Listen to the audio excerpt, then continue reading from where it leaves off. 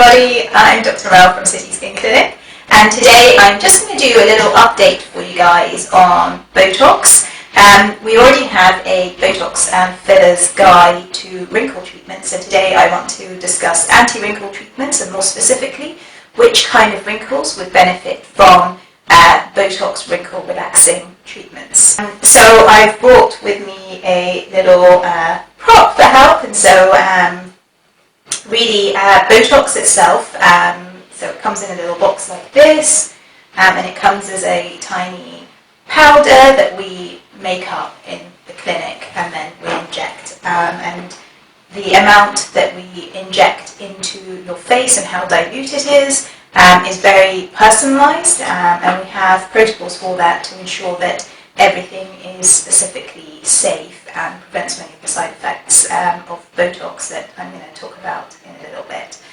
When we talk about wrinkles, it's really important to distinguish a few things about wrinkles. One is where they are in the face, so whether wrinkles are on the top of the face, around the eyes, or whether they're kind of around the mouth and lower down. The other is the cause of these wrinkles. So wrinkles that happen when you're pulling a face or you're making an expression, such as, furrows on the forehead, or when you're frowning, or if you're smiling and you have smile lines around here. Those kind of wrinkles are the type that work really well with Botox treatment. Then there are other types of wrinkles. So the wrinkles that have already set in and you can see them all the time, those won't respond to that sort of treatment. And the reason for that is that Botox, and I'm going to use Botox, the brand name, because that's the only type of botulinum toxin that we use at our clinic, but there are other botulinum toxin preparations. In the UK, those are Azalure and Bocature, and those formulations are slightly different to Botox. Botox was the first one on the market for both medical and cosmetic reasons, and that's causes, and that's why we use it. And I'm going to leave a link to a blog post that I wrote a little while ago explaining the history of Botox and its uses in both medical and cosmetic ways. Wrinkles that are there all the time definitely won't respond to Botox because it's not muscle activity that's causing them anymore. The other types are deep lines and folds, so for example nose to mouth lines or jowls, and those are really caused by volume loss and loss of fat in the face, and those again will not be suitable. And there are other reasons why Botox might not be a great treatment. So one is if you're allergic to Botox or any of the ingredients in it. I have to admit that's incredibly rare, but it's something that needs to be discussed and kind of excluded in the consultation. Other things that make Botox a no-no is if you suffer from a muscular weakness condition such as myasthenia gravis, and that can be exacerbated by Botox, so that's something that we wouldn't do as a treatment. Other reasons that Botox might not be appropriate are if you are on certain medications, certain drugs, or of course if you're pregnant or breastfeeding.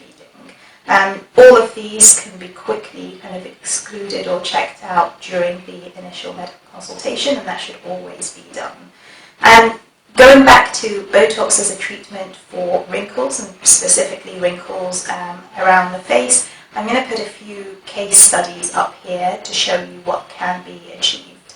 So firstly, Botox in the frown area. This is really common, and there are a couple of muscles in that area that cause the brows to be pulled down, and when we inject Botox into these muscles, and again small concentrated amounts, that relaxes them. You can go, and we often do, with a light hand with Botox so that you prevent the muscle from causing a wrinkle, but without preventing facial expression. And I personally think that natural approach works really well, unless of course you prefer to be completely frozen. And that's something again to discuss with your doctor when you are considering these treatments. It's important to let them know what you prefer and what you're worried about and what you absolutely don't want. Other areas that we commonly do with the frown lines is the forehead. So a lot of people don't like it if they raise their brows and they get lots of lines and wrinkles there, as you can see in this example. and Botox can be used to smooth and relax that muscle. And make sure that this is someone who's experienced and is able to kind of take care of any complications or kind of mitigate them if they can occur. So the reason we worry about injecting Botox in this area is that if it migrates downwards or if it's in the wrong place, that can cause eyebrow or eyelid drooping. I'm going to do another video about complications from Botox and which ones can be resolved and which ones can't, because I think that's a really important thing to discuss. But the biggest reason for complications is if the treatment isn't injected in the right place, or if the Botox where it is incredibly dilute, which is again a no-no. Other places where Botox treatments work really well is crow's feet, around, so lines or smile lines around here, and a few targeted injections can kind of smooth those lines again without changing your ability to smile or cause strange impressions. Whenever we inject anyone in the upper face, there are also, it's not the same injection for everyone. We often ask you to pull faces whilst we're injecting, and that allows us to make sure that the treatment relaxes the muscles uniformly, and it avoids other horrible kind of, I don't want to call them side effects, but they can happen if Botox is kind of not administered properly, such as spocking of the brows when they raise upwards because the muscles around here are very active and haven't been relaxed a little. Other things you can get is those telltale signs where you get overactivity from all the muscles around, and that often happens when you've targeted one muscle with a lot of Botox and you haven't really, the other muscles around it haven't been taken into account. The same with bunny lines around here that can appear if this has been overdone without consideration to kind of the muscles around that area. None of these things are permanent, and all of them can be either they'll go away when the Botox wears off, or something can be done to improve them. But again, it's really important to have a frank discussion, especially if you haven't had Botox or any kind of treatments like that before. Other areas that we like using Botox injections for is gum smile correction. So around this area, you can have, when the top lip rolls up and you see a lot of the gums, and Botox in the right person can really change the smile and improve and give confidence there. There are spaces like even kind of if we want to relax an overacting chin where the muscle is kind of working hard, and that can help smooth out the chin and improve and balance the profile. And it's something that we, again, it's about taking the whole person as a whole and looking at their face and seeing what works together. We also, another really popular place to have Botox treatments is around the jawline, and that's often, you can get enlargement of the muscles here. If you're someone who is a tooth grinder, sometimes that might just be how you are, but having Botox in that area, if you're grinding your teeth, will help with reducing that. It can also help if you're looking to kind of get a more V-line, lower face shape, call it slimming, but it just slims that muscle, or reduce a square appearing jaw. How much dose you have and where it's placed, it's really important that your practitioner assesses you, and then they design the areas where you're going to have the Botox injected based on your individual anatomy.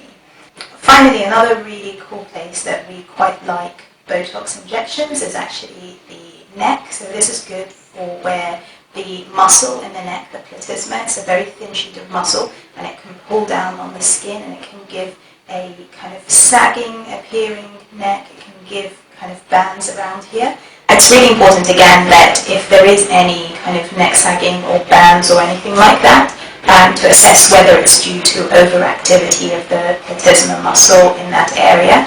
In someone where the muscle is causing those, then Botox injections in that area can really help, and they can kind of give a more sculpted and lifted looking neck, and again improving that profile as well. I've covered, I think, the main areas that we do have kind of single individual treatments of Botox, and I think again, with all of our treatments and any aesthetic treatments, surgical or non-surgical, it really depends on your goals and also your baseline anatomy.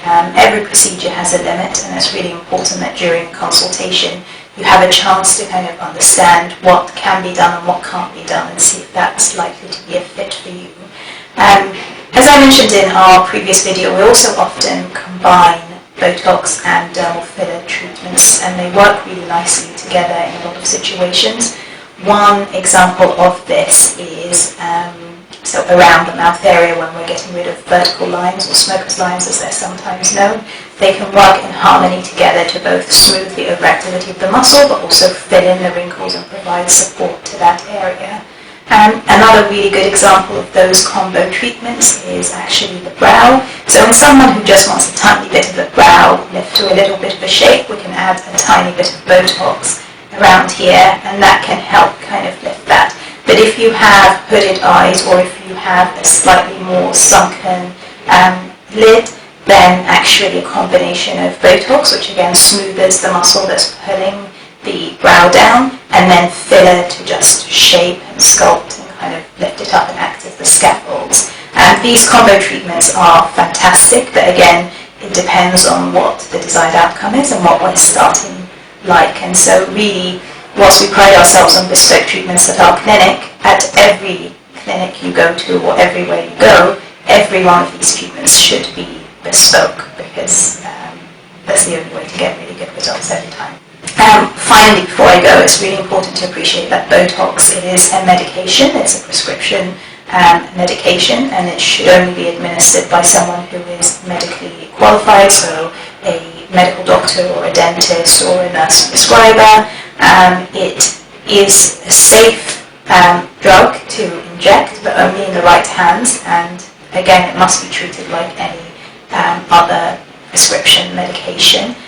It's not something that can be offered to absolutely anyone, and it's really important to have a screening and medical clearance before that, and everywhere usually would do a consultation for that. That being said, I hope that you found this video useful, and do leave a comment below if you have any questions about this or any of our treatments. If you would like more information, I've left some links below about Botox itself and the kind of treatments that it can be used for in aesthetics. If you like this video, please give it a thumbs up, and don't forget to subscribe to our channel. Hit the bell for notifications for when our next video is coming up. Bye!